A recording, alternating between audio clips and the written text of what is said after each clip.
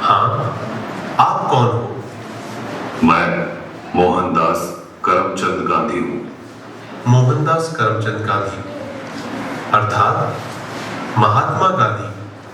हाँ बेटा, लोग मुझे इसी नाम से ही पहचानते हैं। बेटा इधर आओ, तुम क्यों उदास लग रहे हो? बापू, बात यह है कि कल आजादी का पर्व है और मुझे कल स्कूल में उसके बारे में कुछ बोलना है, इसलिए। उसमें क्या बड़ी बात है, आजादी के बारे में कुछ बोल देना। लेकिन बापू, क्या सच में हम आजाद हुए हैं? तू ऐसा क्यों बोल रहा है? चलिए बापू, मैं आपको कुछ दिखाता हूँ। देखिए बापू, उस घर में। मम्मी पापा, मुझ पर थोड़ा रहम करो प्लीज, मुझे आगे पढ़ने दीजिए। मैं आगे पढ़ना चाहती हूँ और डॉक्टर बनना चाहती हूँ। बस बेटा, आपने बहुत पढ़ लिया। हमारे समाज में लड़कियां इतना पढ़े यही बहुत बड़ी बात है। पढ़ना लिखना छोड़ो और अपनी शादी के बारे में सोचो। क्या मुझे पढ़ने लिखने की और मेरे सपने पूरे करने की भी आजादी नहीं मिलेगी? आइए बापू, उस घर में भी देखते हैं। मेहरबानी करके आप यह व्यसन छोड़ दो और घर में भी ध्यान दिया करो। अब हमारे घर में खाने के लिए अनाज का दाना भी नहीं है। वह सब कुछ मुझे नहीं पता, बस मुझे पैसे दो। मेरा शरीर कांप रहा है और दिमाग काम नहीं कर रहा है। अब जल्दी पैसे दो, मुझे देर हो रही है। नहीं, यह पैसे मैं नहीं दूंगी। ये तो बच्चों की किताबें लेने के लिए रखे हैं। चुपचाप मुझे पैसे दो और यहाँ से हटो, मुझे जाने दो। हे ईश्वर, मेरे पति की इस व्यसन की आदत से मुझे कब आजादी मिलेगी? बापू, और आगे चलिए, मैं आपको एक रिश्वतखोर अधिकारी बताता हूँ।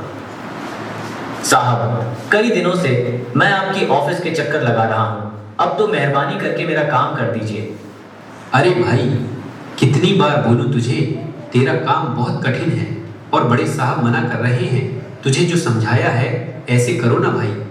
लेकिन साहब, मेरे सभी कागज ठीक है और मैं अपना हक पाने का हकदार हूँ, तो मैं रिश्वत क्यों दूँ?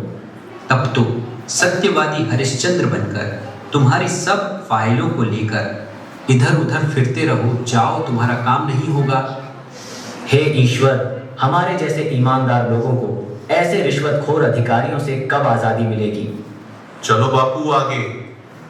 अरे भैया, ठीक से तोल माप किया करो। गेहूं और चावल तो मिले, पर दूसरी चीज कहां पर है? अरे भैया, आपको जल्दी आना चाहिए ना। बाकी सामान तो सब खत्म हो गया है। आगे से ही कम सामान आया था, उसमें हम क्या कर सकते हैं? आपने तो कल ही सामान देना शुरू किया है, तो खत्म कैसे हो सकता है? अरे यहाँ से निकलो भैया, और लोग भी लाइन में राह देख रहे हैं। आपको जो शिकायत है वह बड़े अधिकारी से जाकर करना। हे भगवान, हम गरीबों को ऐसे अनाज की तस्करी करने वाले लोगों से कब आजादी मिलेगी? देखा ना बापू आपने, क्या आपको लग रहा है कि सच में हमारा देश आजाद हुआ है? आज के समय में भी लड़कियों को पढ़ने की आजादी नहीं है। आज के समय में बहुत सारे लोग व्यसन के अधीन होकर अपने घर की जिम्मेदारी को भूल रहे हैं। यहाँ पर सरकारी अधिकारी भी रिश्वत लेकर अपना काम करते हैं। अनाज बेचने वाला भी अनाज की तस्करी करके गरीबों का अधिकार छीन रहे हैं। क्या हम सच में आजाद हुए हैं? हमें देखनी है आजादी।